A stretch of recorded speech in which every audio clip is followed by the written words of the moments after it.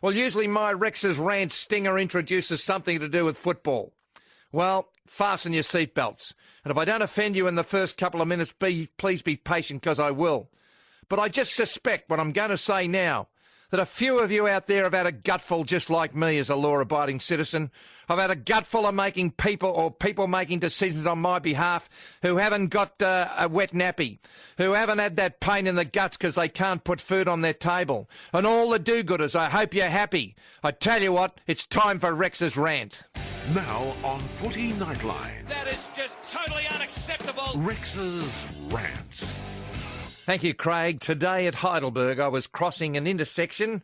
Waiting in the left lane was a fantastic up-to-date Mica ambulance with all the trimmings.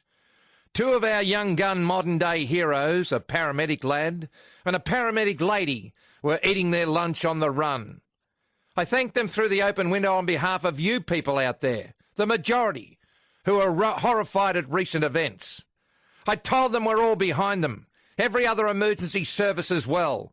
Police, fire, air rescue, those people who climb out of the cot and hold your hand while you're bleeding to death or drag you from the ocean. You name it, they've done it. What about the ferals attacking these magnificent souls and then walking free and then giving the finger? Please, give me a break. These scum are giving you people out there what your country stands for, the finger. Up yours. Yeah, up yours, without Vass. And all your family and friends as well. And we're putting up with it, and no one's standing up.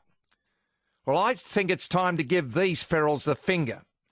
And the finger should point to a one-way ticket to the slammer. Oh, there's not enough jails. We'll build more.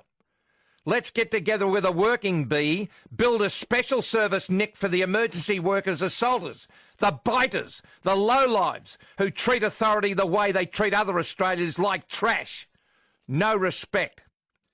Now, I'm sure you, like me, would gladly labour for the blokes to build walls to keep these germs away from our children. And the two young people in the ambulance were taken aback and thanked me. Ha-ha, but here we go, folks. The lunatic and the Commodore behind the ambulance couldn't wait a second for me to get off the road. He wasn't wearing a seatbelt. He tooted me and accelerated as I tried to get off the road. He was driving one-handed. You guessed it. On the phone with the other. And he gave me the finger, with no chance of being caught. What's the world coming to? What we have allowed this country to become is a national disgrace because we haven't have enough guts to stand up. And then I stagger and fall over the gutter carrying the chocolatiers for tomorrow night's game. And two school kids rush and help me pick up the spilt jockeys, magnificent kids. I think the boys were happy with the scorched almonds they got. How am I going to tell Wolsey his scorched almonds are not there tomorrow night? We need someone running this state to represent us with a no-touch law, just like the umpires. If you touch, slammer. No exceptions, no fingers, no spitting, no covering your face, no covering cameras.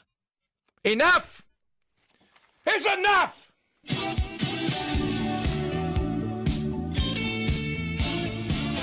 I tell you what, Colin, if the gazelle was hungry enough, he'd eat the lion. 96900 693, out of town 13 13 32, and thank you very much for your response. Kathy, I appreciate your call.